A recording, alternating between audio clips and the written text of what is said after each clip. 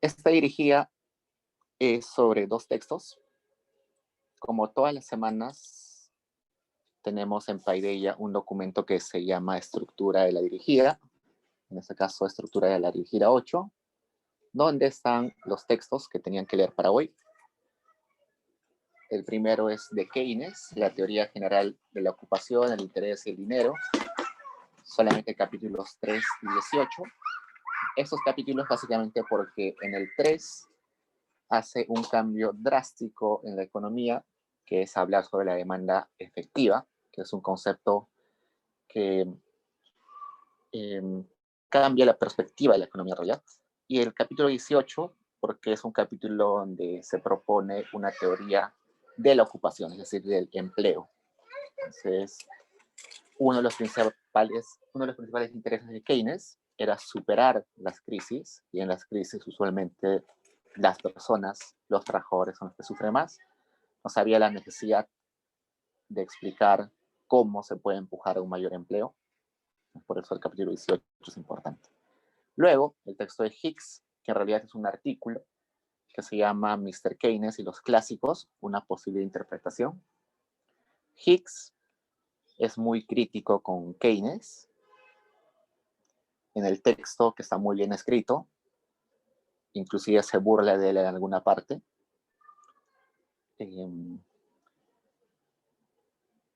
Y no trata de decir que lo que postula Keynes está mal, sino que su teoría, la teoría de Keynes, es una teoría específica para un caso particular, con supuestos muy, muy específicos que a veces no son realistas y que su aplicación está muy restringida a ciertas situaciones.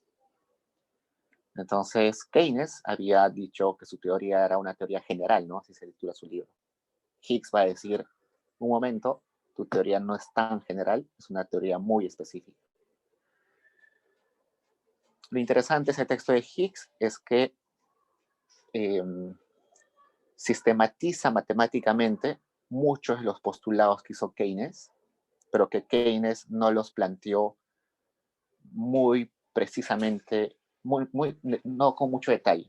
Cuando vemos el texto de Keynes hay algunas ecuaciones simples, pero nada muy estructurado como un modelo complejo, ¿no?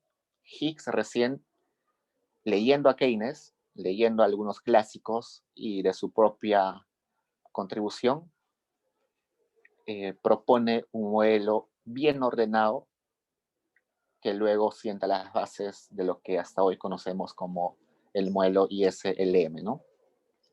Que hemos visto desde introducción de la macro inclusive.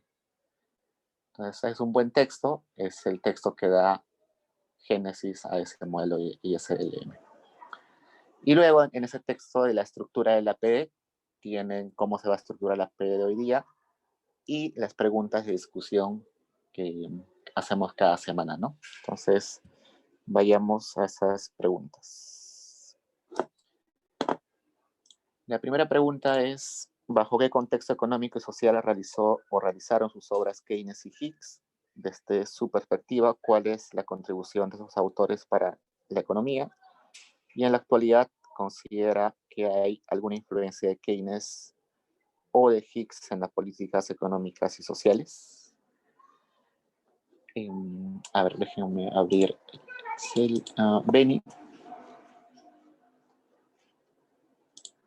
Sí, respecto a la primera pregunta, el contexto económico-social era el término de la Primera Guerra Mundial, en la cual al finalizar Keynes predijo los nefastos efectos que generarían las sanciones económicas a Alemania luego de que ésta haya sido derrotada.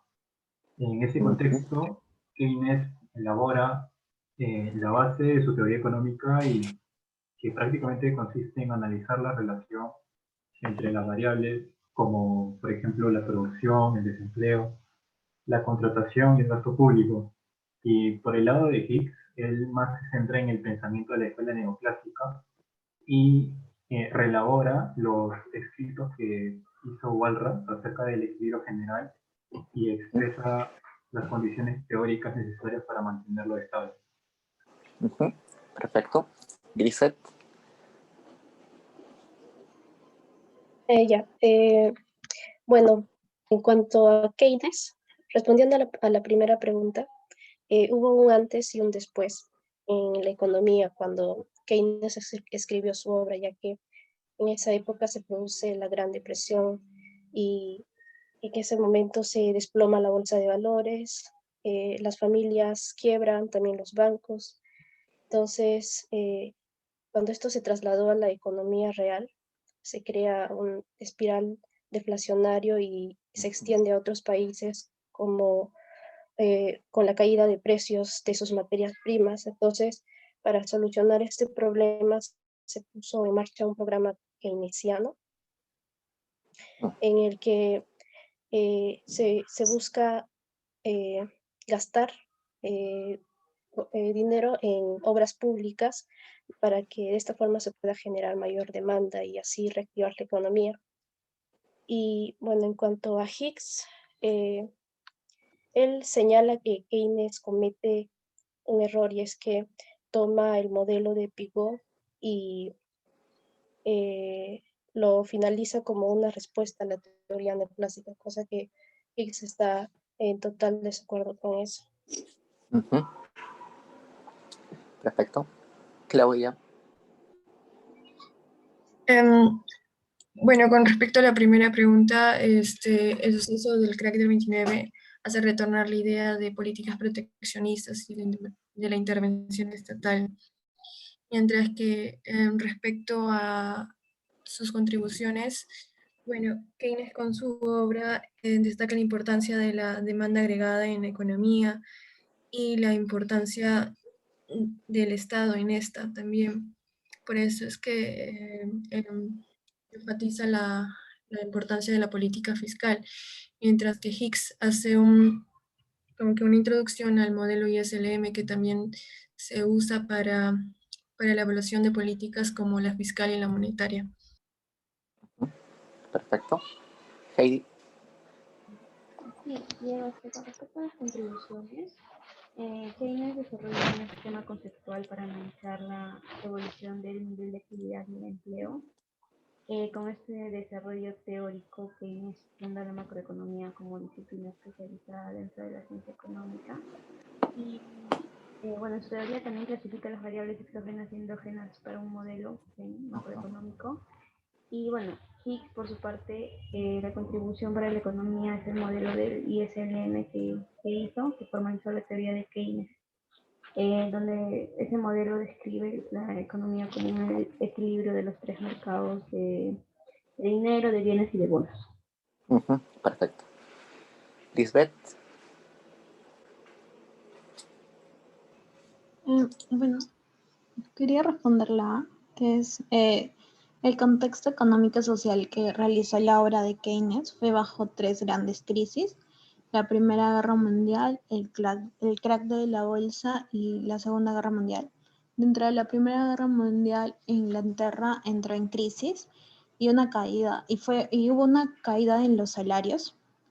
Además, aumentó los impuestos con una enorme devaluación. En tanto, Keynes propuso que el Estado tomara el control de la economía, pero sus ideas no fueron aceptadas por la economía ortodoxa liberal. Luego del crack de la bolsa, la economía también cayó, hubo millones de desocupados y en este contexto el presidente que asumió puso en práctica algunas de las medidas de Keynes, como que el Estado debía intervenir. Y dentro de estos años, Keynes propuso la teoría general del empleo, aunque se escandalizó por las economías ortodoxas de dicha época. Y también tomó de que el mercado Keynes está en contra de que el mercado tiende a regularse por sí mismo, pues el nivel de empleo está determinado por la producción. Y ya. Andrea. Sí, yo quería hablar sobre el contexto de que se da en un contexto entre la Primera y Segunda Guerra Mundial, pues en este periodo Keynes fue quien elaboró, ¿no?, la base de su teoría sobre la economía, como ya mencionó un compañero, basado en el análisis de la relación entre las variables, ¿no?, de producción, gasto público, entre otros. Y también en el contexto de ambos se da se da el patrón de oro en el cual este es destituido por la guerra, y porque anteriormente no se había dado el patrón de oro en Europa y de ahí es destituido. Entonces ese es un contexto importante también. Ujú. Gracias, Andrea. Mixel.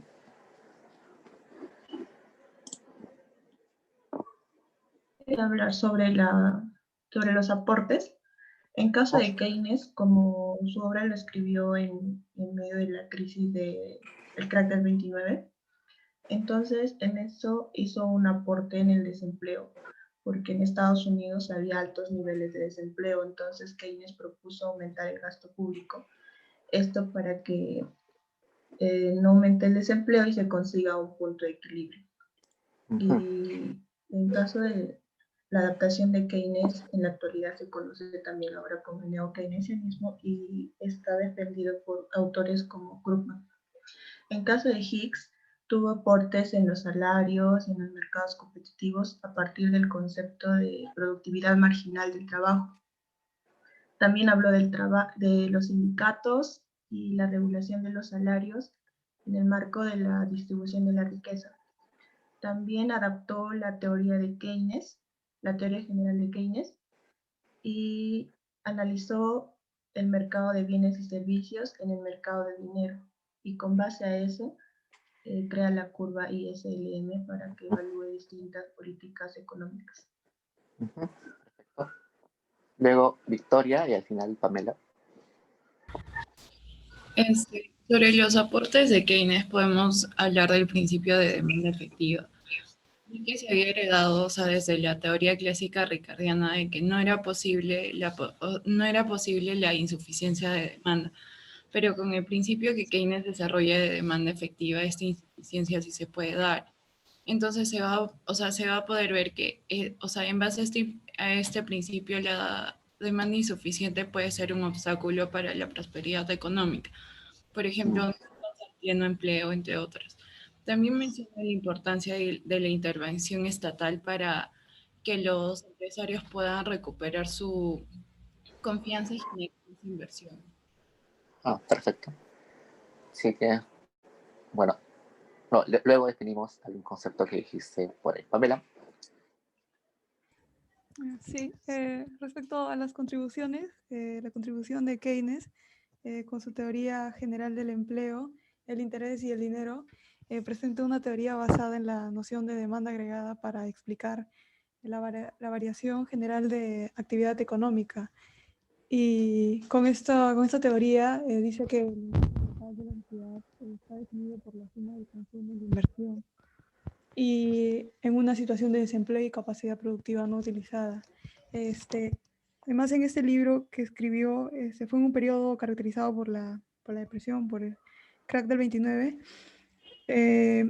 y aquí Keynes se había interesado mucho por la crisis del desempleo que había estado dañando a Estados Unidos. El consejo de Keynes era el de hacer un uso de la política fiscal, política de impuestos y gastos gubernamentales, ¿no?, para completar el mecanismo de mercado del sector privado, que en opinión de Keynes no conseguía resolver el problema de la ocupación. Por eso su principal aporte de Keynes sería que descubrió una nueva manera de ver la economía, ¿no?, que hasta entonces aceptaba los altibajos de los ciclos económicos como algo inevitable. Y respecto a la contribución de Hicks sería en cuanto a la parte laboral, ¿no?, que demostró la idea de que el progreso tecnológico no necesariamente resulta en una reducción de la parte de la mano de obra, como decía Karl Marx. Ajá, genial. Felipe. Yo quiero responder la pregunta 3, la C. El Hicks propone el modelo ISLM que más adelante va a ser extendido por Mundell y Fleming, que va a permitir hacer un estudio de las economías abiertas y que en la actualidad tiene resultados que sirven para el estudio, ¿no? Que, por ejemplo, me acuerdo que concluían que la política monetaria solo va a funcionar si los tipos de cambio van a ser flexibles, o que la política fiscal será efectiva si los tipos de cambios van a ser fijos, ¿no? ¿Mm? Sí, bueno, la curva, bueno, el modelo ISLM, su extensión más conocida es la de Van der Fleming, pero tiene un montón de extensiones más, ¿no? Inclusive ya salió, creo que la versión ISLM aplicada a la pandemia. Se puede aplicar el modelo ISLM a un montón de escenarios. Es un modelo muy versátil, muy fácil de entender. Rosa. Sí, profesor, yo quería responder la última pregunta con respecto a las aportaciones, digo, a las políticas económicas. Como se sabe, en esta pandemia eh, ha generado como colapsos económicos en varios países y shocks económicos. Entonces, frente a esto, digamos que estamos como en una crisis, bueno, en el mundo en sí, y las políticas keynesianas al respecto de este coyuntura que se vive sería básicamente la intervención de los gobiernos y la inyección masiva de liquidez en la economía, ¿no? Y esta sería, digamos, la solución que se aporta porque realmente se ve que ha sido efectivo, bueno, en algunos países, ¿no? Frente a esta crisis sanitaria, como la intervención de los gobiernos eh, y estas políticas de intervención son del tipo keynesianas, entonces se ha visto que son efectivas de alguna forma para revertir, ¿no?, la situación económica que se está viviendo. Y bueno, eso, gracias. Sí, sí, gracias. Es bien interesante ver que cuando estamos en apogeo, en auge, todos se olvidan de Keynes, pero cuando estamos en crisis, todos recurren a las ideas de Keynes, ¿no? Eso vamos a verlo luego. Andrea. Sí, respecto a sus aportes, por el lado, en la segunda pregunta, por un lado, Keynes, no teniendo en cuenta el contexto en el que se encontraba, el principal aporte fue también el hecho de que él buscó una salida a la crisis económica que se dio en la época de crisis, ¿no? Y a nivel mundial fue esto, o sea, lo que él propuso fue lo que sirvió como ejemplo para otros países para enfrentar la crisis. Y también fue quien descubrió una nueva forma de ver toda la macroeconomía cuando afirmó que la política fiscal y monetaria influían en la producción, en reducir las recesiones económicas, ¿no? Por ejemplo, eso. Y por el lado de Higgs, como ya mencionaron también sus aportes a la macroeconomía fue la creación, ¿no?, del modelo ISLM, en el que analizó el mercado de bienes y servicios y el mercado de dinero. Y también Higgs aborda el ciclo económico como un problema de una economía con fluctuaciones y tendencia a la alza. Y eso nada más. Genial. Aquí Yesenia me dice, en el caso de la pregunta 2, Higgs estudió sobre los sindicatos y la regulación de salarios en un marco de distribución de la riqueza y progreso económico. También otro aporte es el modelo ISLM, que se enseña en los cursos iniciales de macroeconomía, ya que es sencillo y sirve para evaluar distintas políticas económicas, como la fiscal y monetaria, que representan el caso clásico y el caso keynesiano en una economía cerrada. Fue uno de los primeros impulsores del análisis económico a partir de la estática comparativa y de criterios de eficiencia, es decir, optimalidad paretiana. Y luego Grisset me dice, algo que quisiera resaltar es que Keynes consideraba que el mercado no debería funcionar solo, pero tampoco consideraba que el Estado tenga la potestad directa de tomar control total sobre este. En ese sentido tenía una visión más intermedia en cuanto al poder que se le debía dar al Estado, a diferencia de otros autores y escuelas más extremistas. Genial, ambas están totalmente en lo correcto. ¿Alguien más que quiera participar? Si no, hago un resumen de estas preguntas. Entonces, veamos. Pues resulta que Keynes y Higgs vivieron épocas difíciles, la Primera Guerra Mundial y la década de los 30. La década de los 30, que fueron años bastante difíciles para la población norteamericana sobre todo, cuyo origen es el 29, ¿no? El crash del 29, donde la bolsa de valores en Estados Unidos se desploma de una forma nunca antes vista, tanto así de que la gente entra en pánico, saca su dinero de los bancos, pero los bancos evidentemente, inclusive en la actualidad, no tienen el dinero en efectivo, sino lo tienen invertido, prestado, no tienen liquidez en realidad los bancos, entonces se quiebra toda esta necesidad de liquidez que no puede ser resuelta por los bancos, la gente saca sus inversiones, vende sus acciones, vende sus bonos, y eso hace quebrar a las empresas, no tienen financiamiento, por tanto se genera un desempleo nunca antes visto, la gente no tiene para comer, la gente pierde sus casas, y no hay forma de resolverla con las ideas predecesoras o las ideas que antes de 1930, ¿no? Antes de 1930, los economistas, en su mayoría, planteaban de que estábamos en pleno empleo. El pleno empleo es una situación en la cual las personas que quieren trabajar, trabajan, y las personas que no están trabajando son aquellas que no quieren trabajar o cuyo salario de reserva está muy alto y por tanto el mercado no les ofrece ninguna oportunidad que ellos quisieran tomar. Entonces, por ejemplo, un millonario tiene un salario de reserva alto, ¿no? Si tú quieres ponerlo a trabajar a esa persona que tiene la vida resuelta, tendrías que ofrecerle un montón de dinero por cada hora trabajada. Entonces, es un millonario, no tiene empleo, pero no se le considera un desempleado. No se le considera un desempleado porque él no quiere trabajar, no está buscando empleo.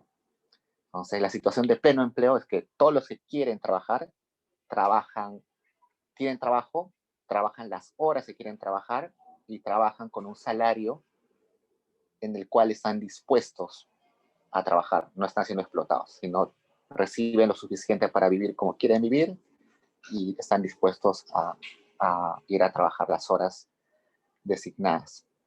Entonces, antes de Keynes, los clásicos decían eso, que estábamos en pleno empleo. Y eso se basaba en la ley de Say.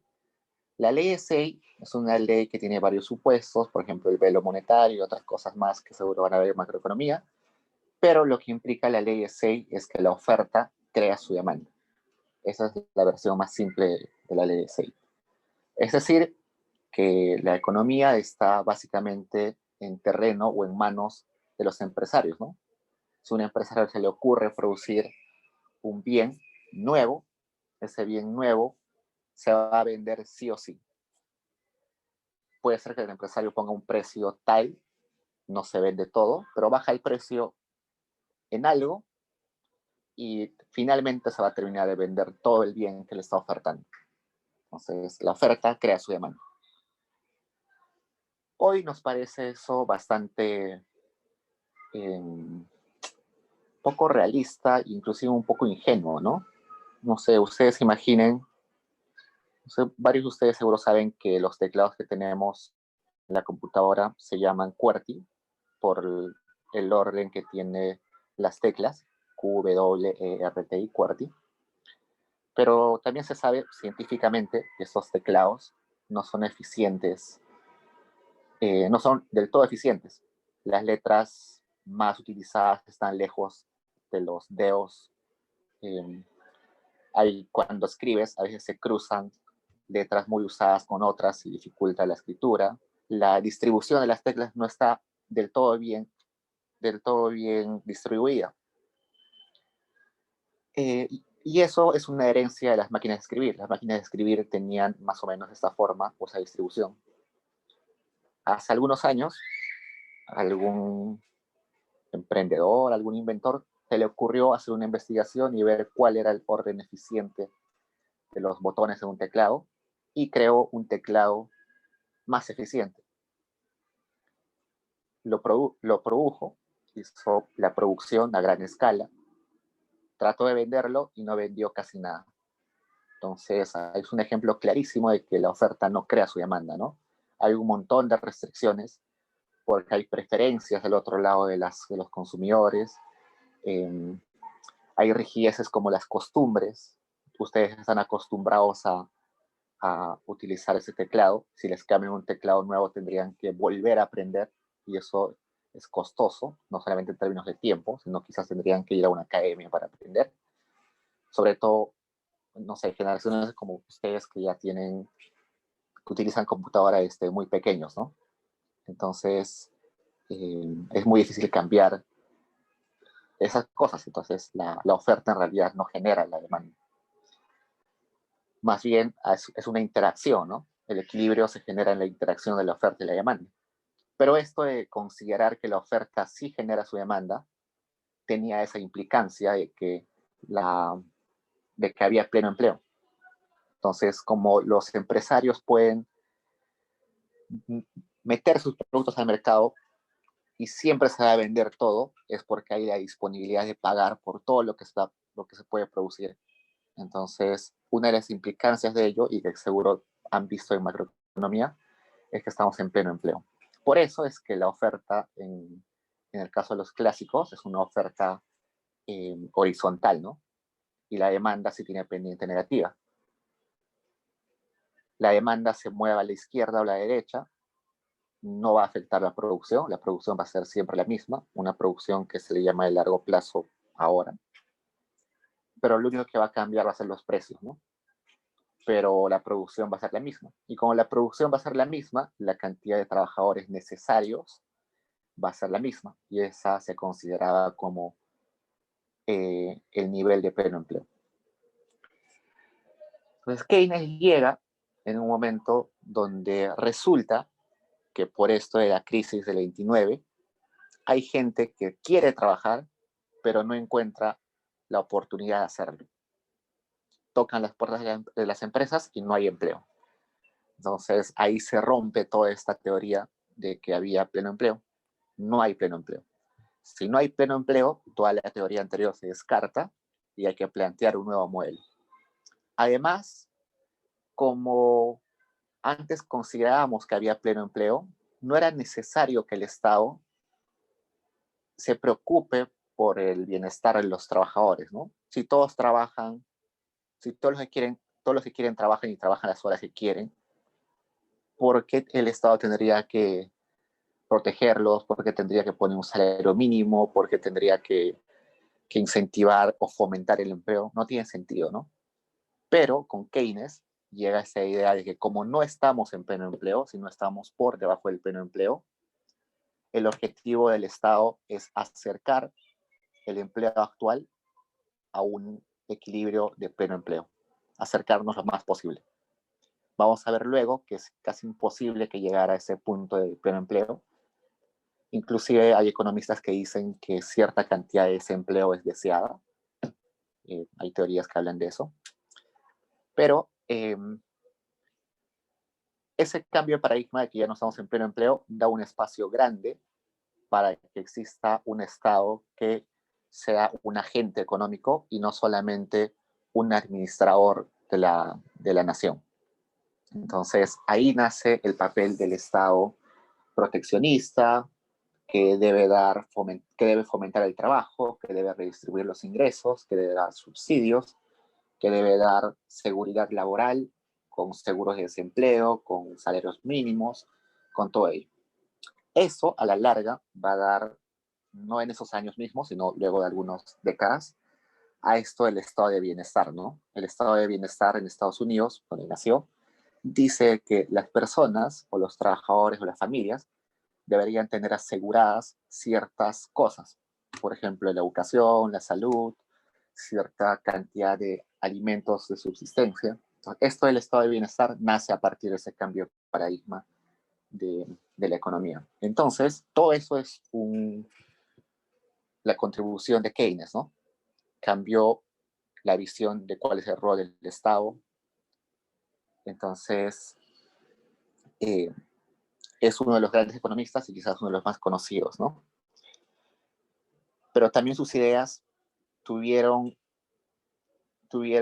relevancia o tuvieron eco porque justamente coincidió con esto de la crisis, ¿no? la única teoría de que podía explicar el desempleo durante la crisis era la de Keynes. Y por eso es que se volvió famoso y luego algún presidente de Estados Unidos en ese momento aplicó sus recomendaciones.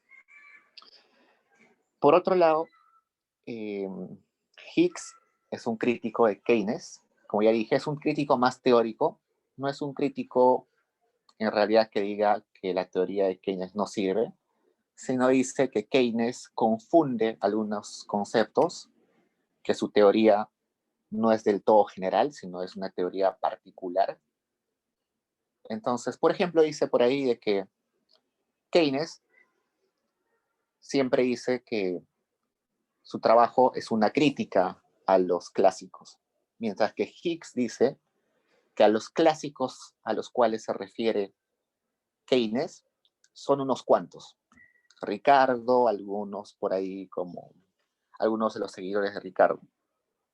Pero hay otros clásicos, según Hicks, que ya decían cosas muy parecidas a las que dice Keynes. Entonces, Keynes en realidad para Hicks no es un innovador, ni es el Mesías, ni es el economista brillante que todos creen, sino que simplemente ha agarrado ideas que ya habían estado antes y las ha vuelto a poner en la discusión académica. Entonces, y luego también dice que confunde muchos conceptos, que muchos de sus supuestos al momento de hacer su teoría son supuestos discutibles, que pueden ser reales solamente en casos muy particulares, y eso hace que su teoría no sea general como Keynes pretendía. Es una teoría particular.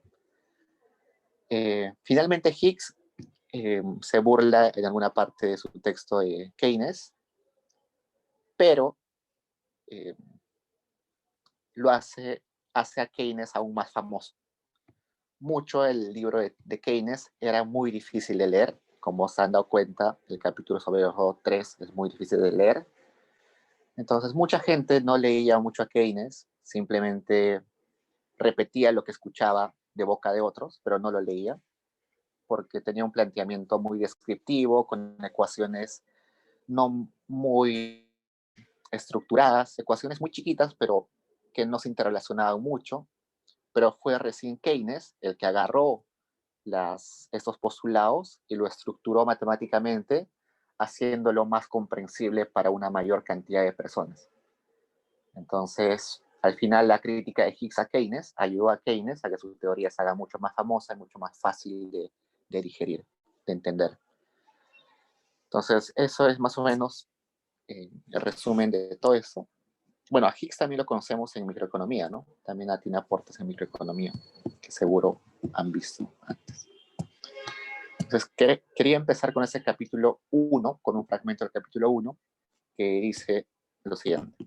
Keynes dice, he llamado a este libro Teoría General de la Ocupación, el Interés y el Dinero, recalcando el sufijo general, con objetivo de que el título sirva para contrastar mis argumentos y conclusiones con la de la teoría clásica, en la que me eduqué y que domina el pensamiento económico, tanto práctico como teórico, de los académicos y gobernantes de esta generación, igual que lo ha dominado durante los últimos 100 años. Sostendré que los postulados de la teoría clásica solamente son aplicables a un caso especial y no en general, porque las condiciones que supone son un caso extremo de todas las posiciones posibles de equilibrio. Más aún, las características del caso especial supuesto por la teoría clásica no son las de la sociedad económica en que hoy vivimos, razón por la cual sus enseñanzas engañan y desastrosas si intentamos aplicarlas a los hechos reales. En este texto hay varias cosas de rescatar. Primero, que Keynes quería que su teoría sea general, es decir, aplicable en muchas situaciones, en todas las situaciones. Hicks va a decir luego que no es así. Otra cosa que plantea es la última oración, donde dice que lo que nos han enseñado los clásicos puede ser engañosa. Los académicos y también los hacedores de política, los que toman decisiones en política, habían estado influenciados por los clásicos y la aplicación de sus recomendaciones de estos clásicos podrían ser desastrosas.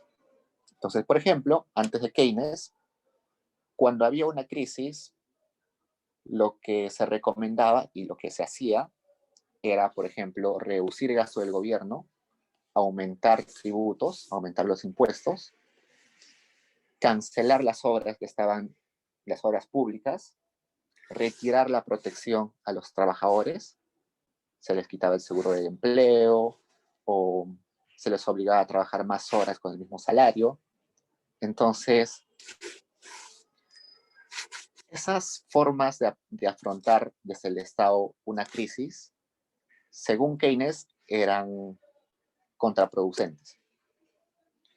Keynes decía que tenía que ser todo lo contrario, ¿no? Aumentar el gasto público, bajar los impuestos, de modo que las personas puedan tener más disponibilidad de sus ingresos. Al pagar menos impuestos tienes más para gastar, dar subsidios a la gente, dar seguros de desempleo y todo eso. Entonces son dos cosas muy distintas. Keynes, bueno, hoy en día, siendo estudiantes de economía y los economistas, suena muy tonto lo que decían los clásicos, ¿no? Decir que hay que bajar el gasto, hay que subir los impuestos en plena crisis, hoy nos suena descabellado, ¿no? Pero en ese momento sí tenía su lógica. Entonces, ustedes imaginen que el Estado es una gran familia. En una gran familia, cuando el padre o la madre se quedan sin empleo, lo racional es recortar gastos, ¿no? Porque no sabemos si en el siguiente periodo vamos a tener empleo o no vamos a tener empleo. Entonces, por tanto, reducimos los gastos, tratamos de recurrir a nuestros ahorros. Entonces, esa idea de retirarnos de la economía, que el Estado se retire de la economía, tenía una lógica sustentada en eso, ¿no? De que éramos como la nación era una gran familia, ¿no? Andrea, ¿tienes alguna contribución? Sí, no, yo quería comentar que incluso lo que mencionaste de la teoría, de lo que pensaba Keynes, ¿no? Los que criticaban a Keynes decían que estas políticas no tuvieron el efecto que se esperaba, pero pues, sin embargo los que defendían a Keynes, los que tenían el mismo argumento, decían que en realidad la crisis hubiese sido peor si el gobierno no hubiera intervenido. Sí, Eso es lo que exacto. quería comentar. Tienes mucha razón. La crisis del 29 fue bastante cruel, muy, muy grave. Si bien es cierto, al inicio de la crisis había un presidente de Estados Unidos, no recuerdo el nombre, y en ese periodo se aplicó todo lo que decían los clásicos. Luego recién vino un nuevo presidente, soy malo con los nombres de presidentes, no recuerdo el nombre. Este recién fue el que implantó las políticas o recomendaciones de Keynes. Si bien es cierto, se logró aminorar el daño de la crisis, recién con la Segunda Guerra Mundial es que Estados Unidos sale de la crisis. Entonces, sí hay muchos críticos, como dice su compañera, que dice que Keynes, los planteamientos keynesianos no sirvieron, pero es muy difícil saberlo, ¿no? Pero lo más intuitivo es decir que redujo los efectos de la crisis. Claro, cuando llegó la Segunda Guerra Mundial, evidentemente todas las guerras necesitan un montón de insumos, necesitan armas, textiles como vestimentas, alimentos para las tropas. Entonces hay un montón de demanda y eso fue lo que jaló a Estados Unidos para salir de la crisis, ¿no? Ok, entonces, dicho esto, y bueno, hay otras cosas más que se pueden rescatar de ese párrafo.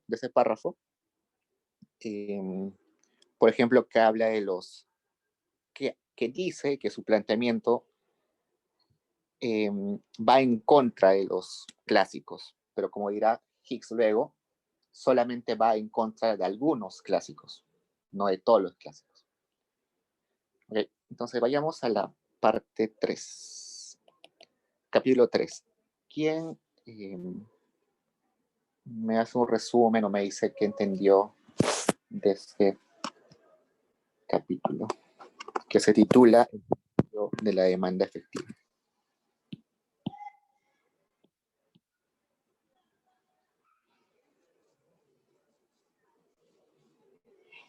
como lo principal, ¿no? ¿Qué es demanda efectiva?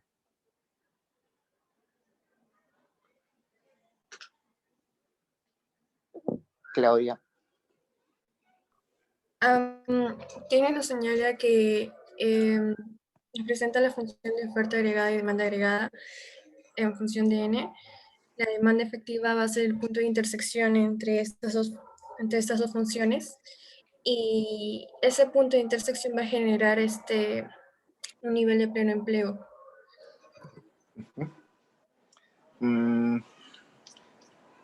No específicamente genera pleno empleo, pero sí más o menos estás cerca. Iván Ortiz.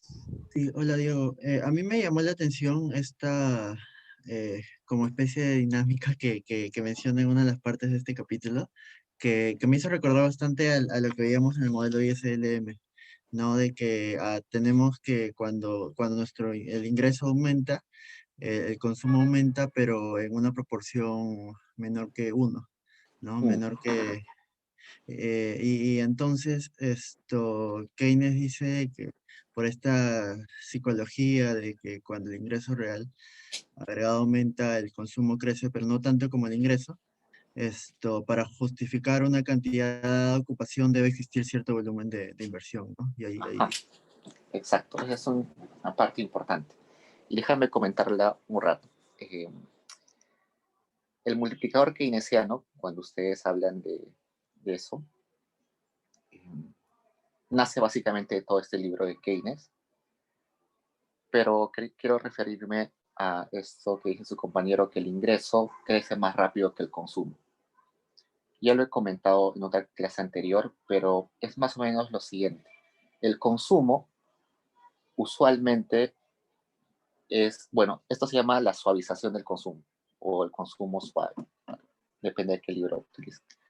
Esto quiere decir que las personas estamos hechos de tradiciones, costumbres, hábitos, y que por tanto nuestro consumo no va a cambiar mucho. Ustedes imaginen que hoy día tienen su sueldo de 5.000 soles, viven bien, y el siguiente mes les duplican el sueldo a 10.000 soles. Ustedes van a consumir el doble, van a almorzar 2 veces, van a almorzar algo el doble de caro, se van a ir a vivir en una casa el doble de cara. No. Resulta que si viven en una casa, están acostumbrados a su barrio, tienen la costumbre, o bueno, ya están adaptados a ese lugar. Si están satisfechos ahí, no se van a mudar a un lugar más caro. Están acostumbrados a comer ciertos alimentos, no por eso van a comer otras cosas. Quizás cambien la calidad de la carne en algo, o calidad de los alimentos, pero no es que van a cambiar drásticamente sus hábitos para consumir el doble, ¿no? Una persona que ha vivido toda su vida en sencillez, no porque le van a subir el sueldo, ahora va a vestir con joyas todo el día, ¿no? Entonces, a eso se llama que el consumo es suave en el tiempo, mientras que el ingreso crece más rápido. Entonces, por eso es que ese margen de la diferencia entre ingresos de las personas y consumo usualmente se va ampliando con el tiempo. Y eso es un supuesto bastante interesante que va a aplicar Keynes luego. Victoria. Sobre demanda efectiva, quería decir que, tal como mi compañera lo mencionó, va a ser el punto de intersección entre oferta y demanda agregada, pero lo que nos dice Keynes, a diferencia de la teoría clásica, es que no siempre esta demanda y oferta van a ser iguales. O sea, va a haber un momento en el que la demanda puede ser insuficiente. Entonces, la demanda efectiva se podría entender como lo que realmente gana el empresario y la oferta como lo que espera ganar. Perfecto. Adrián.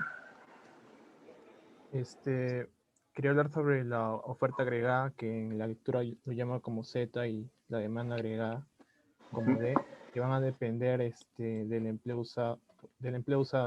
O sea, si hay muchos trabajadores, pero hay poca demanda, la oferta va a ser mayor y se va a tener que reducir N, por lo que haría que esa reducción, ese desempleo en realidad sea eficiente. Sí, tienes razón. Grisette. Creo que una parte mi compañera mencionó sobre el pleno empleo.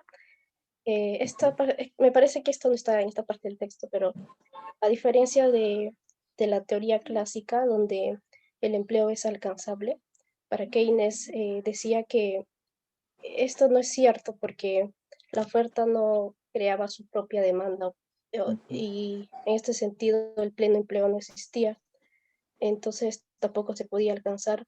Y también creo que mencionaba que existía un desempleo involuntario. Y bueno, continuando con esta parte, Keynes explica que también en la idea clásica, en los clásicos pensaban que, o sea, Keynes está en contra de que la idea clásica de la oferta y de la demanda no estaba bien porque la demanda efectiva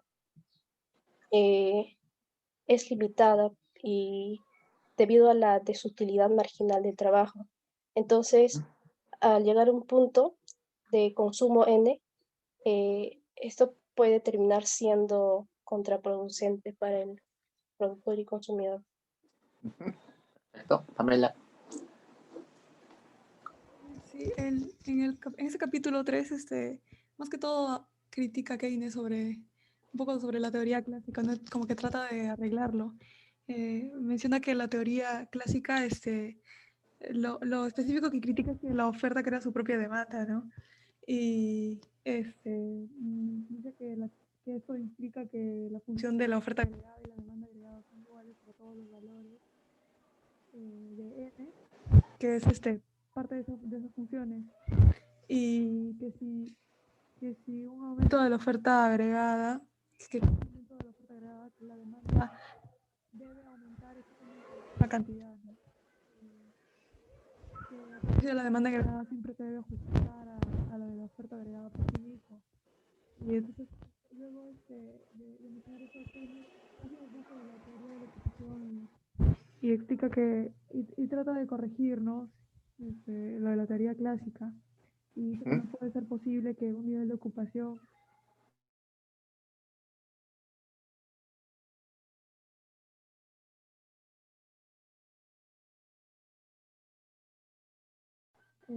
compatible con el... Eso es todo. Ok. Ya, genial. Entonces, en ese capítulo 3, Keynes hace un recuento de un montón de conceptos que pueden ver en la pantalla. No todos son importantes, muchos de ellos ya los han visto seguro en sus cursos de macro, pero lo importante es definir exactamente qué es demanda efectiva. La demanda efectiva es aquella parte de tu curva de demanda que se materializa.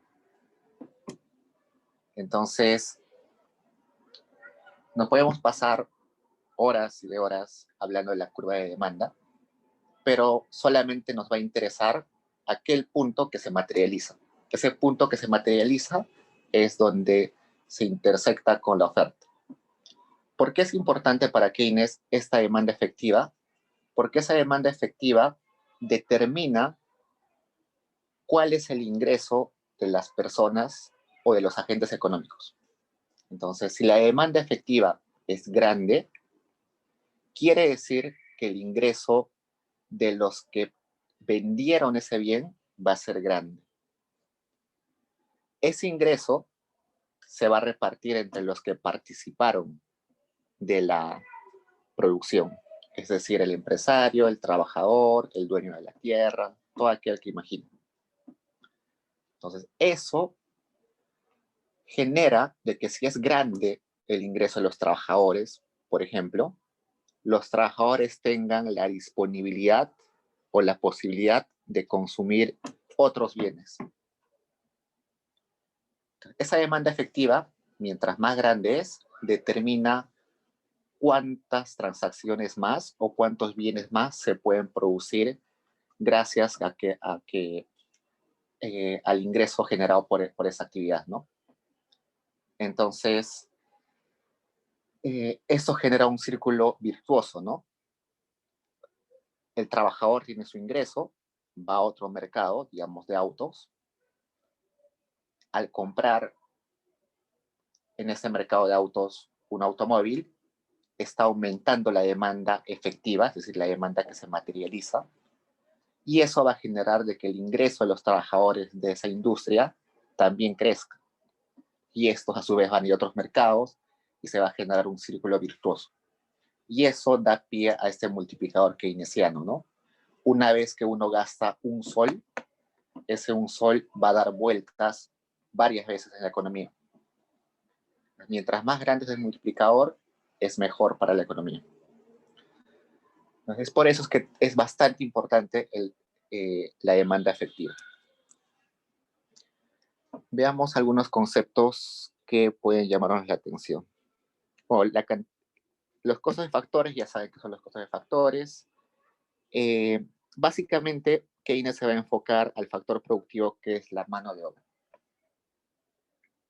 No se va a interesar mucho en el capital, inclusive en alguna parte dice que el capital, como es fijo, no nos interesa mucho. Nos va a importar cuál es la productividad marginal del capital en ese momento determinado, pero no la cantidad de capital en realidad.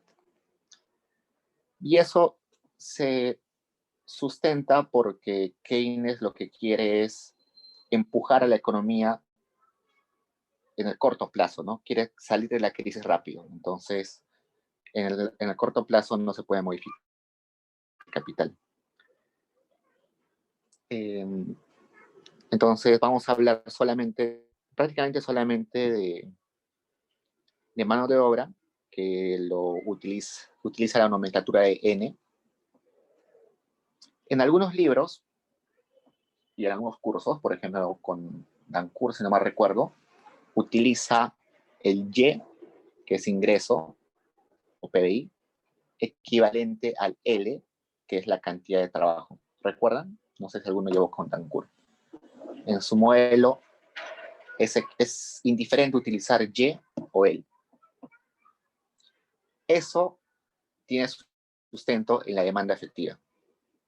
Entonces, el ingreso global depende directamente o es prácticamente el espejo de cuántos trabajadores hay en la economía. Mientras más gente está empleada, más es la disponibilidad de la economía es mayor la disponibilidad para gastar dentro de esa economía. Andrea, ¿tienes algún comentario?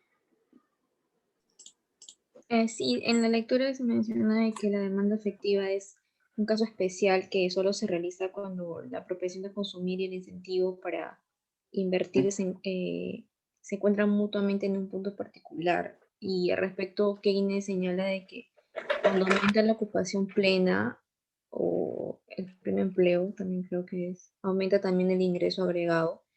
Y el consumo agregado crece, pero no crece tanto como el ingreso, ¿no? Exacto. Entonces, la idea central acá es que ingreso disponible para gastar en la economía está intrínsecamente relacionado con la cantidad de empleo. Adrián.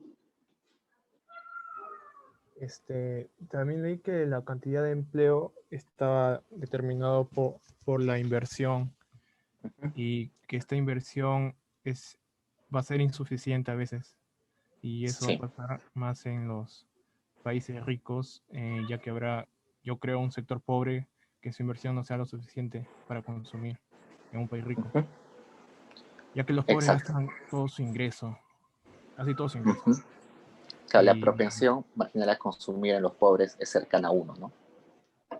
Ajá, y eso va a ser insuficiente y va a reducir la demanda y bajaría la cantidad de trabajadores. Exacto.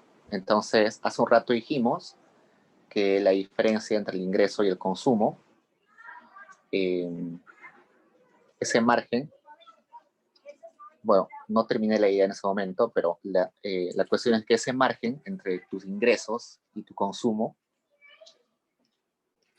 tú lo guardas, ¿no? Lo puedes guardar debajo de tu cama o lo puedes guardar en un banco. Si lo guardas en un banco, ese dinero va a ser utilizado para prestarse a empresas y se va a convertir en inversión.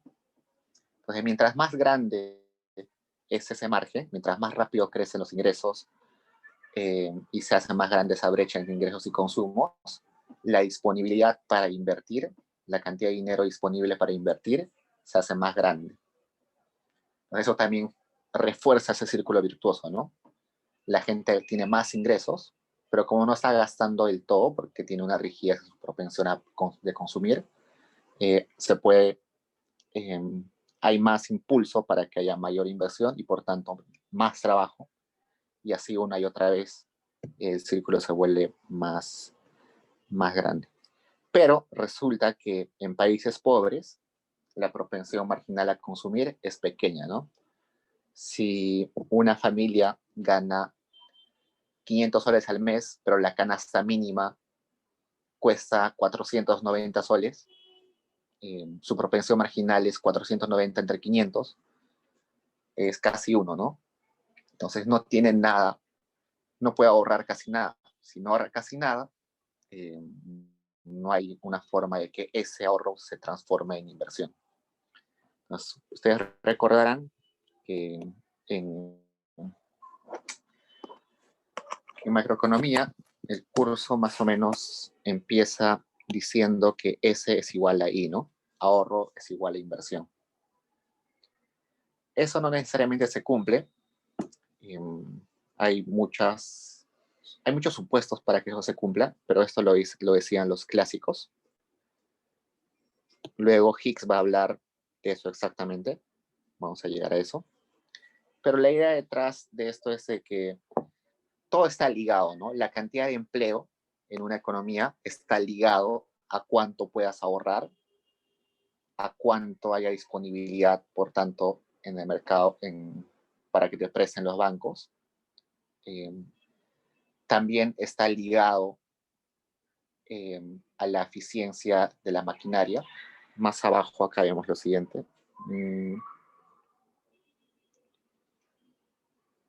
Acá dice... creo que es por acá. Ya, bueno, no encuentro el punto, pero lo que hice en una parte es que, si bien es cierto, no nos interesa la cantidad de capital, porque estamos en el corto plazo, nos interesa la eficiencia marginal de ese capital dado. Y la eficiencia de ese capital dado no solamente depende de las características de la maquinaria o de la maquinaria, sino también depende de otros factores asociados. ¿A qué se refiere con eficiencia marginal? Se refiere a la capacidad de la máquina a producir bienes. Una máquina eficiente seguro va a ser aquella que con pocos insumos puede producir un montón de bienes. Pero esa eficiencia no solamente depende de cuán avanzada sea la máquina, de cuán nueva sea, de cuán grande sea, sino también depende de los factores asociados. Yo puedo tener la maquinaria de última tecnología, pero si no tengo un operario capacitado y con las habilidades necesarias para manejarla bien, de seguro la va a malograr o no la va a usar del todo bien. Entonces, esa eficiencia de la maquinaria depende también de cómo se complementa con otros insumos, que en este caso es con la mano de obra calificada, ¿no? Entonces, veamos otros conceptos que nos pueden ayudar acá. Bueno, costos, ya saben acá, está hablando básicamente de costos económicos, que es costos contables, que es el desembolso en dinero, y también de costos de oportunidad, ¿no? Lo que ganaríamos si en lugar de hacer una empresa, dejamos el dinero en otra actividad.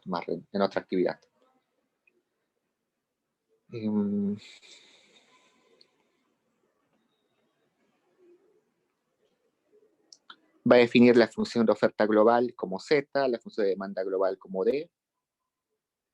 ambas solamente en función de la cantidad de trabajo. Como estamos, no va a utilizar otro factor ahí, solamente n, que es la cantidad de empleo.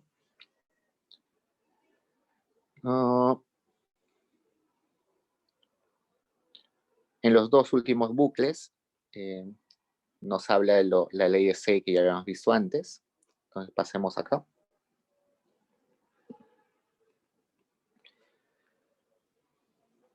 Bueno, el segundo bucle dice, cuando aumenta la ocupación, aumenta también el ingreso global real de la comunidad. Cuando el ingreso real aumenta, el consumo total crece, pero no tanto como el ingreso. Ya lo dijeron sus compañeros. De aquí que los empresarios resentirían su pérdida si el aumento total de la ocupación se destinara a satisfacer la mayor demanda de artículos de consumo inmediato. En consecuencia, para justificar cualquier cantidad dada de ocupación, debe existir cierto volumen de inversión que baste para absorber el excedente que arroja la producción total sobre lo que la comunidad decide consumir cuando la ocupación se encuentra en dicho nivel. Entonces, si todos a recibir nuestro sueldo fuéramos a comprar bienes de consumo y no ahorramos nada, la inversión se resiente, ¿no? No hay forma de invertir. Y todo lo que sigue tiene que ver con ese círculo virtuoso, ¿no? El nivel de equilibrio de ocupación dependerá de la inversión corriente. Entonces, si hay ahorro y por tanto hay inversión, esta inversión va a condicionar a que se mejore o se amplíe la capacidad productiva y por tanto eso va a generar mayor oferta, pero mayor demanda de trabajo, ¿no? Finalmente nos dice que el nivel que se genera de empleo no puede ser mayor al de la ocupación plena. Y que la ocupación plena es una particularidad. Entonces, usualmente, en esto del modelo de Keynes, resulta que hay desempleo involuntario. Hay gente que quiere trabajar pero no encuentra empleo. Esto por la dinámica de la economía, ¿no? Siempre hay exceso de trabajadores o a veces hay exceso de oferta de trabajadores o hay exceso de demanda de trabajadores. Puede suceder cualquiera de los casos. Entonces, estar en pleno empleo es un caso inestable y que nunca va, o que casi nunca va a suceder. Por otro lado, el equilibrio no puede estar por encima del pleno empleo. ¿Por qué? Ustedes imaginen que estamos en una sociedad donde todos los trabajadores tienen empleo, todos los que quieren trabajar tienen empleo, trabajan las horas que quieren trabajar y ganan lo suficiente para vivir como quieren vivir. Eso sería el pleno empleo. Esa situación ideal. Pero resulta que si por alguna razón queremos empujar a la economía a un equilibrio donde estemos por encima del pleno empleo, deberíamos hacer una de dos cosas. Uno, que aumentemos las horas de trabajo de las personas, es decir, que yo convenza a mis trabajadores de que trabajen más de 8 horas. Otro es que personas que no quieren trabajar entren a trabajar. Ambas opciones son muy costosas. Pues ustedes imaginen que yo quiero que una persona que no trabaja porque es millonaria, su salario de reserva es muy alto. Si yo quiero que esa persona trabaje, debería ofrecerle un salario superior a su salario de reserva, o al menos igual a su salario de reserva. Pero como es millonario, tiene su vida resuelta, me va a pedir un salario exorbitante, ¿no? Muy alto. Entonces, eso aumentaría mi costo de producción. Por otro lado, mi otra opción era convencer a mis trabajadores de que trabajen más de 8 horas. Pero como estas personas que están en pleno empleo tienen todas sus necesidades satisfechas, viven como desean vivir, no van a querer trabajar más de 8 horas. solamente van a aceptar si les ofrezco un salario mucho más alto de lo que tendrían en mente. En ambos casos, mi costo de producción va a subir y va a subir exorbitantemente. Y ese costo de producción se va a traducir en que los precios de los bienes van a ser más altos en la economía. ¿No? Entonces, los mismos trabajadores van a tener que afrontar ahora bienes, van a tener que comprar bienes mucho más a precios mucho más altos de los iniciales. Entonces, eso es incompatible. Entonces, eso no puede suceder porque estaríamos en un desequilibrio, ¿no? Entonces, por eso nos dice Keynes que es imposible que haya un equilibrio donde estemos por encima de la demanda del pleno empleo. Por debajo, sí es posible, porque resulta que siempre va a haber personas que están cambiando de ocupación, y como están siempre cambiando de ocupación, hay la posibilidad de que estén desempleados y buscando empleo. Existe la posibilidad de que la producción sea restringida y haya momentos de crisis, entonces haya desempleo, y otras causas más que por ahí detalla Keynes. Entonces, lo real sería imaginar que las economías usualmente funcionan por debajo del pleno empleo, ¿no?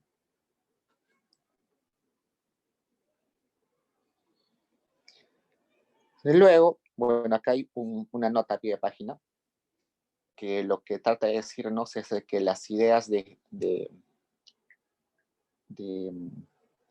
Keynes fueron críticas un poco a los clásicos, sobre todo a Ricardo, pero en economía suele pasar de que las ideas casi nunca son originales. Por ejemplo, hoy en día está de moda la economía institucional, ¿no? Todo el mundo habla de que la economía institucional es lo mejor, que con eso se va a solucionar la economía de los países subdesarrollados. Por eso está de moda autores como Acemoglu, como Robinson, como Ferguson, como Piketty. Está de moda, ¿no? Pero sus ideas en realidad no son innovadoras, son ideas que han estado presentes hace 60, 70 años, pero que la academia los olvidó en el tiempo.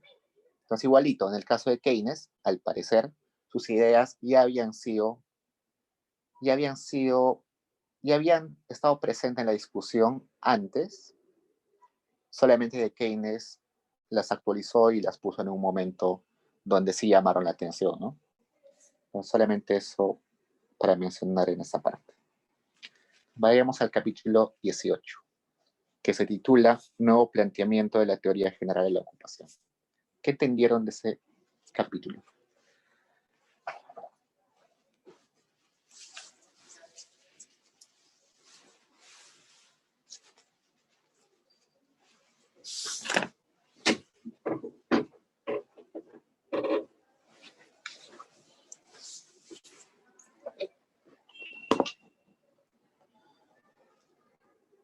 Ahora acá Yesenia me dice, en primer lugar, hace una clara distinción entre las variables dependientes e independientes. Las variables dependientes son el volumen del empleo y el ingreso nacional, mientras que las independientes son la propensión a consumir, la curva de eficiencia marginal de capital y la tasa de interés. Sin embargo, más adelante dice que las variables independientes finales consisten en 3 factores psicológicos fundamentales, es decir, la propensión psicológica a consumir, la actitud psicológica respecto a la liquidez y la expectativa psicológica de rendimientos futuros de los bienes de capital. 2, la unidad de salarios y la cantidad de dinero. Perfecto, Yesenia. Adrián. Bueno, más adelante en ese capítulo también dice que la economía siempre va a sufrir de fluctuaciones en la ocupación y en la producción, pero no va a ser estas fluctuaciones violentas o subnormales. O sea, antes de que entren a estas fluctuaciones sean graves, siempre se van a agotar. Y creo que ahí está dando una introducción a los ciclos económicos. O sea, como que siempre, estamos alrededor del equilibrio pleno, pero no, hablando empíricamente, no vamos a estar exactamente ahí. Ujú. Entonces, en ese capítulo, lo que hace Keynes es buscar las determinantes del N equilibrio. Cómo se genera la cantidad de empleo en una economía.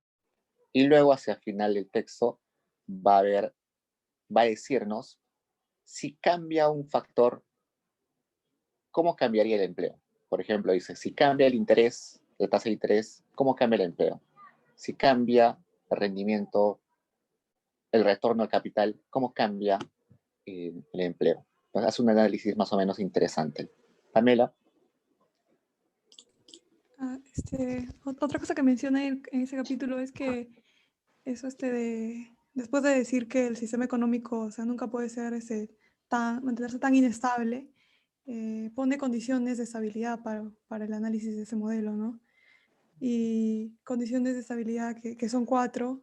Uno que es la propensión marginal a consumir, debe ser tal que cuando la producción de una comunidad dada aumenta,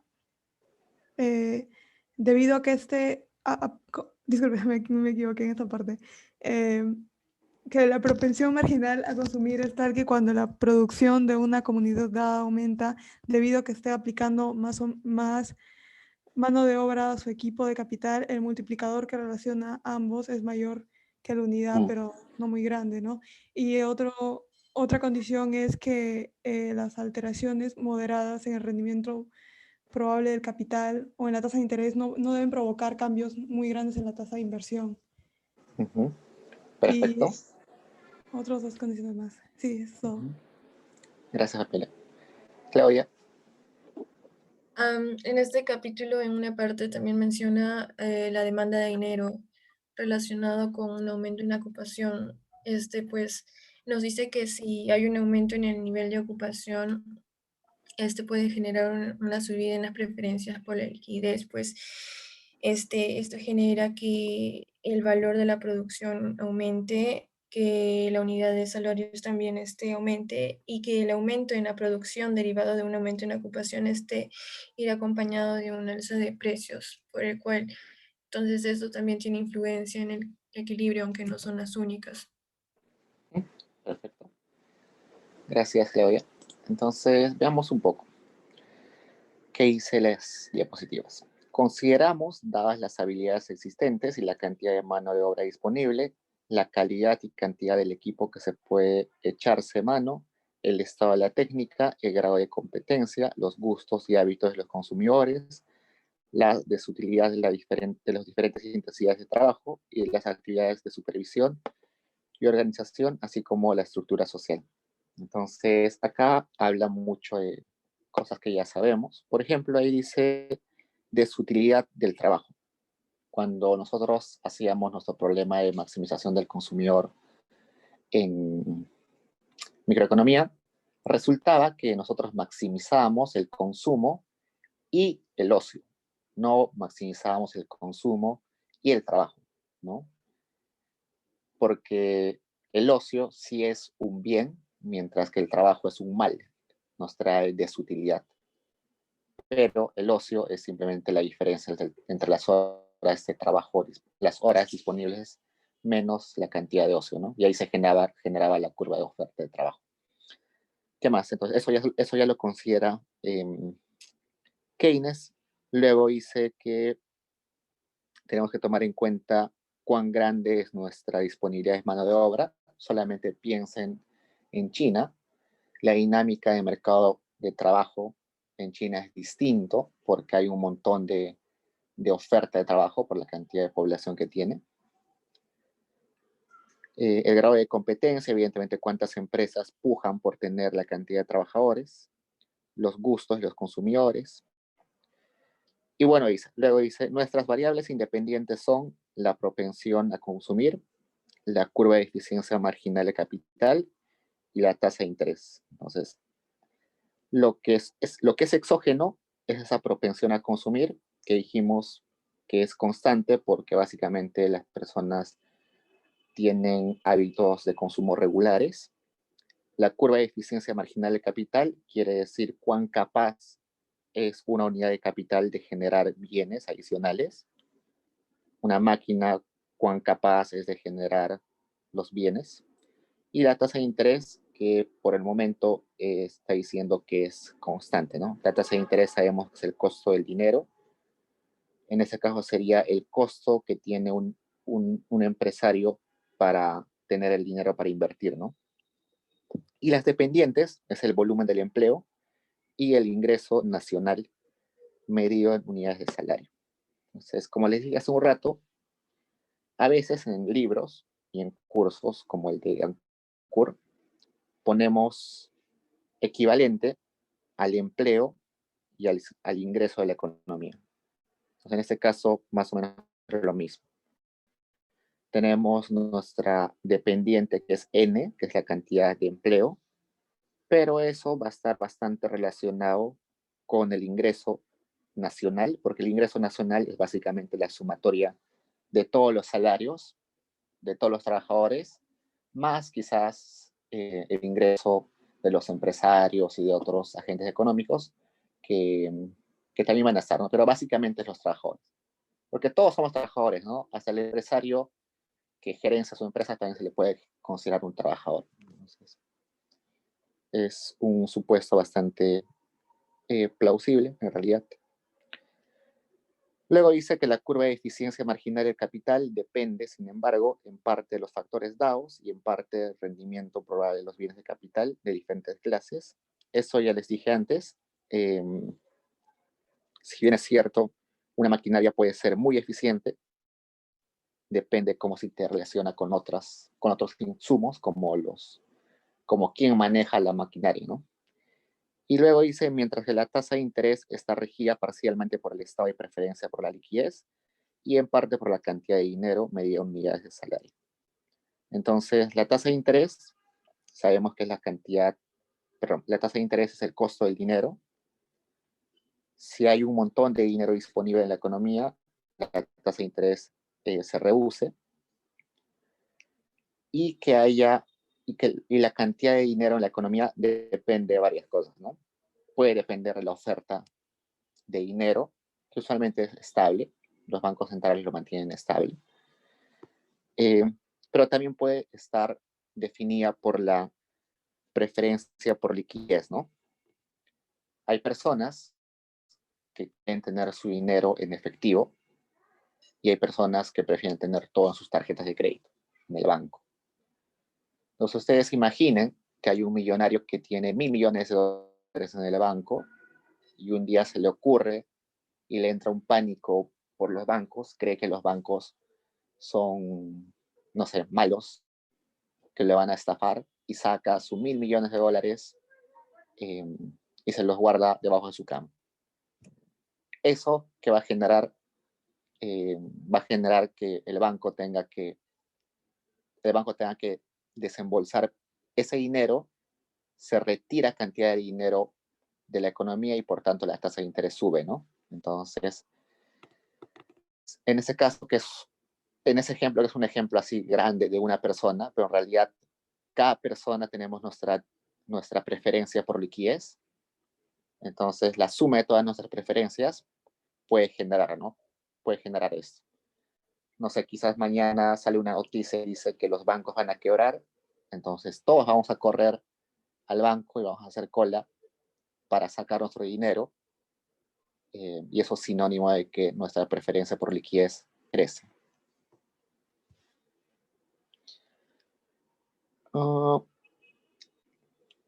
Bueno, otra cosa que dice Keynes es lo siguiente. Por un lado tenemos la tasa de interés, que ya dijimos de qué depende y que es el costo del dinero. Y por otro lado tenemos el rendimiento del capital. ¿Qué es el rendimiento del capital? Es cuánto nos puede dar de ganancia una unidad de capital. Por ejemplo, yo tengo una máquina de 1.000 soles que cada mes me genera una ganancia de 10 soles. Eso sería mi rendimiento del capital. Bueno, lo puedo poner en porcentaje, ¿no?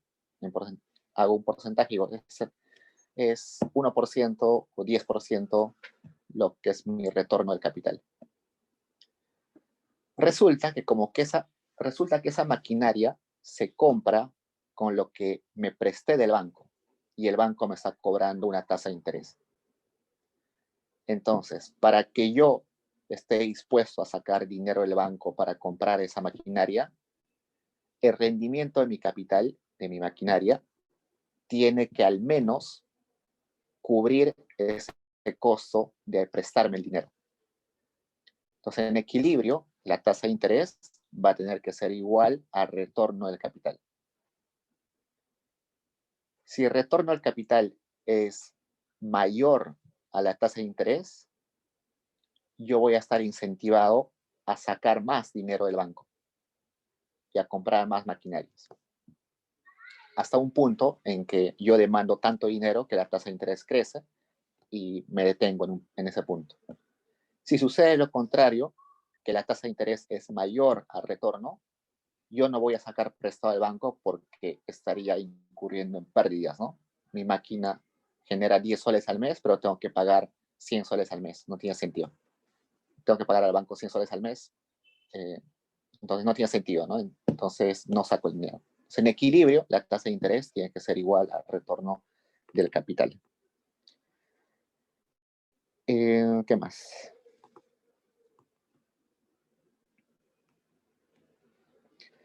Luego dice que esta cuestión de la preferencia por liquidez o por dinero es una actitud psicológica, ¿no? Como hemos dicho en los ejemplos hace un rato, tiene que ver bastante sobre cuál es mi confianza en los bancos, sobre cuánta satisfacción me da tener dinero en mi bolsillo. Son factores psicológicos que no son del todo racionales, ¿no? No sé si ya puse este ejemplo en otra clase, pero si yo vivo frente a la universidad, en realidad vivo frente a la universidad, no necesitaría llevar mucho dinero a la universidad, ¿no? Porque no gasto en pasajes, tengo alimento que puedo llevar de mi casa para almorzar en la universidad. No tengo gastos, ¿no? Si tengo cualquier imprevisto en la universidad, mi casa está al frente, no necesito llevar dinero. Pero siempre tengo, eso, lo racional sería que no lleve casi nada de dinero cuando salga de mi casa a la universidad. Pero resulta que siempre tengo algo de 100 soles en mi bolsillo. ¿Por qué? ¿No sería más racional agarrar esos 100 soles y meterlos al banco y que gane, aunque sea un centavo de intereses? Entonces, eso es psicológico, porque a mí me da utilidad, me da satisfacción tener en mi bolsillo dinero, porque ese dinero me da la posibilidad de comprar algo que no está previsto en mis planes. Entonces, solamente el hecho de darme la confianza de que ante un imprevisto voy a tener la posibilidad de gastar, ya me da utilidad.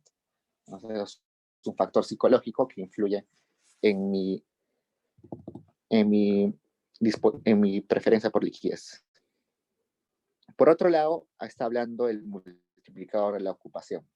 El multiplicador de la ocupación se refiere a lo siguiente. Hay inversiones que generan empleo rápidamente y hay inversiones que no generan mucho empleo. Entonces, imaginen un país que solamente es minero.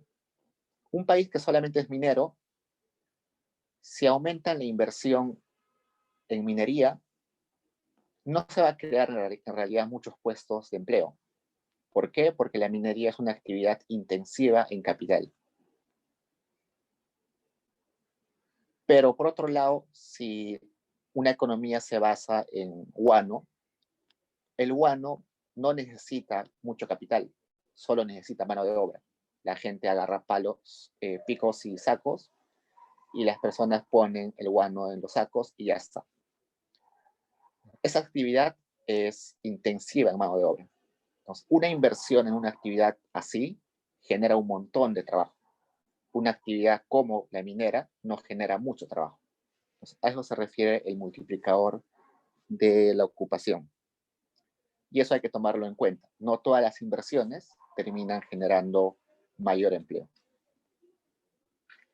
Entonces, acá está algunos análisis de cómo cambia el empleo cuando cambian algunas variables. La pueden revisar luego. Pero como nos queda 12 minutos, pasemos al texto de Hicks. ¿Quién me cuenta un poco qué dice Hicks en este artículo?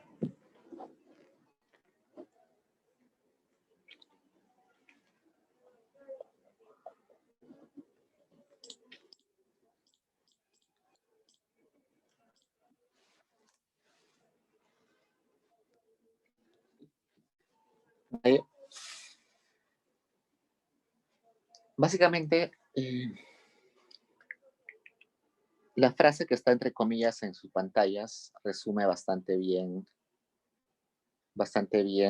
lo que trata de decir Hicks.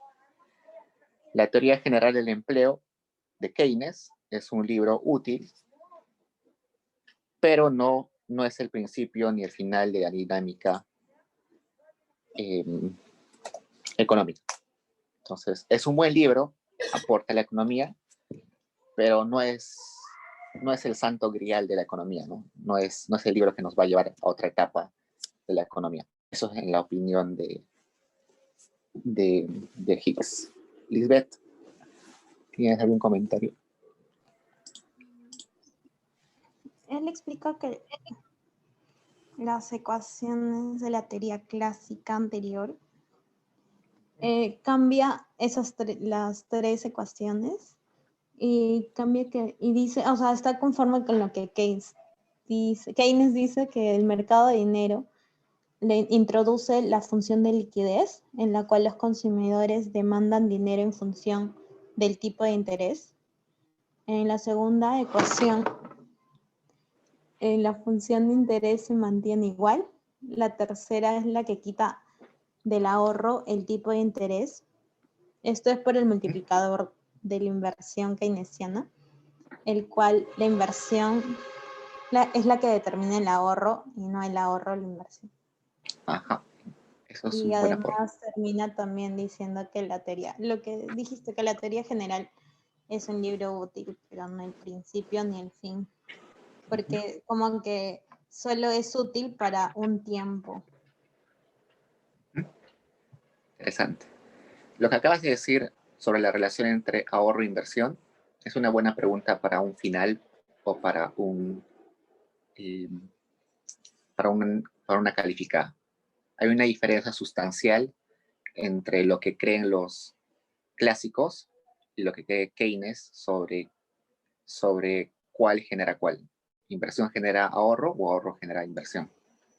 ¿O cómo es la dinámica? Sería interesante que quizás al leer puedan fijarse más o menos en cuál es la diferencia. Adrián.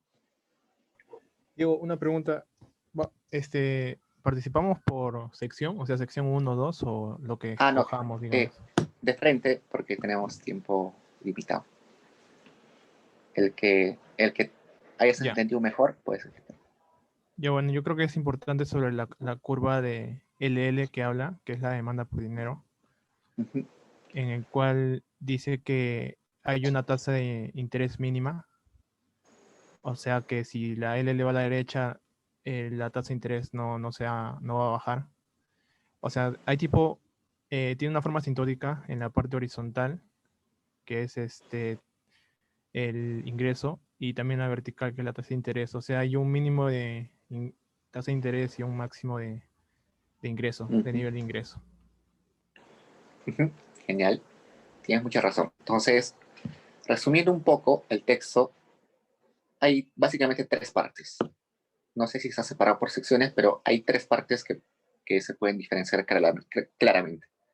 Una parte en la cual Hicks plantea un modelo compatible con los clásicos.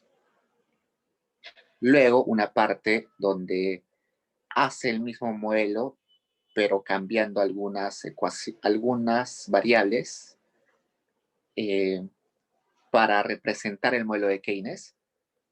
Y finalmente hace un modelo que le va a llamar generalizado. O sea, un modelo que debería incluir todo lo que dice Keynes y todo lo que dicen los clásicos. Esta última parte, que es la teoría general generalizada, no es muy importante para ámbitos de nuestro curso. Lo que nos va a interesar es ver la diferencia entre el modelo inicial asociado a la teoría clásica y el modelo asociado a Keynes, es decir, estas dos que ven en pantalla. Ahí tienen un M que depende de la inversa de la velocidad del dinero por I, pero esto Higgs lo cambia a un M igual a L que depende de la tasa de interés. Entonces, esas diferencias que hay en esas tres ecuaciones, creo que es lo importante que se puede rescatar de este texto. Entonces, cuando lean el texto, fíjense por qué estos son distintos. ¿Por qué Higgs dice que los supuestos de Keynes no son del todo plausibles y que solamente son aplicables en ciertas situaciones y no en todas? ¿Qué implica que la inversión sea igual al ahorro? ¿Qué implica que el ahorro determine la inversión o que la inversión determine el ahorro? Entonces, felizmente el texto de Higgs es un texto bien escrito, así que creo que se va a entender bastante fácil. Pero si tiene tiempo limitado, no le hagan caso mucho a la última parte, que es la teoría generalizada. Solamente en las diferencias entre Keynes y clásicos. A ver, acá Claudia me dice, dice que el ingreso total depende de la cantidad de dinero, sin embargo el empleo total no es determinado inmediatamente por el ingreso. Esto es porque el empleo depende usualmente de la proporción ingreso guarda ahorro y respecto a cómo se divide la producción entre el comercio de bienes de inversión y comercio de bienes de consumo. Y ahí tiene bastante razón. Al momento de hacer los supuestos Higgs, divide la economía en un sector de bienes de consumo y en un sector de bienes de inversión. Entonces, la cantidad de trabajadores se va a dividir entre estos mercados, ¿no? Algunos que van a ir a bienes de inversión, algunos a bienes de consumo.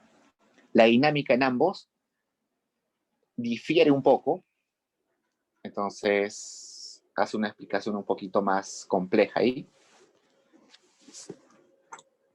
A ver, espérenme un toque. Entonces, pero igual, en ambos sectores, tanto en el sector de inversión y tanto en el sector de consumo, ambos dependen de la cantidad de trabajo. En el sector de bienes de inversión, los trabajadores en ese sector van a generar, que lo llama N sub X, si no me recuerdo. Y en el caso de bienes de consumo lo llama N sub Y. Hay otros supuestos que hace, por ejemplo, que el capital no se deprecia. Otro supuesto importante es que el trabajo es homogéneo, es decir, no hay trabajadores más capacitados que otros, todos son iguales. Tiene una serie de supuestos más.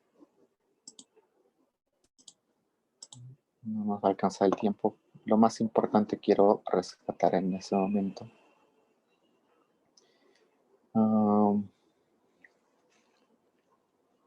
Ok, entonces, por ejemplo, esta M primera, que es la que está en la teoría clásica, es muy parecida a la que vimos anteriormente en Cambridge, ¿no? En la escuela de Cambridge, decíamos que M era igual a la velocidad del dinero por el ingreso, perdón, M por P era igual a la velocidad del dinero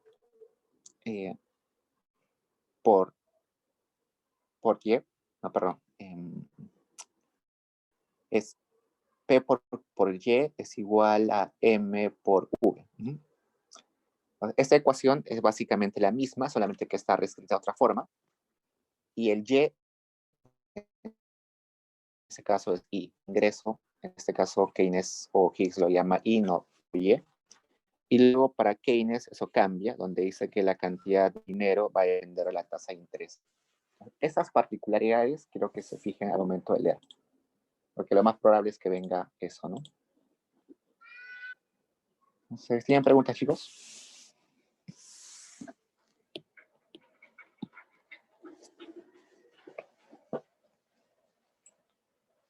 Dime, Heidi. Sí, Diego, también quería añadir de que en el texto hay una parte en la que dice que la innovación de Keynes es paralela a la de los marginalistas, ya que la teoría cuantitativa intenta determinar la renta sin el tipo de interés, de la misma forma que la teoría del valor del trabajo intentaba determinar el precio sin el output. Exacto. Sí, hay varias cosas que rescata Keynes. Keynes tiene mucha influencia de Piaget, que como sabemos es uno de los economistas que empezó con esto del equilibrio general y todo eso. Si bien es cierto, Keynes no se dedica a lo del equilibrio general, pero sí tiene mucha influencia. Así que no se olviden que la siguiente clase o la siguiente semana tenemos PC. No se confundan, por favor. Tengo miedo que piensen que es el 16, no es el 16, es el 9. Entonces el 9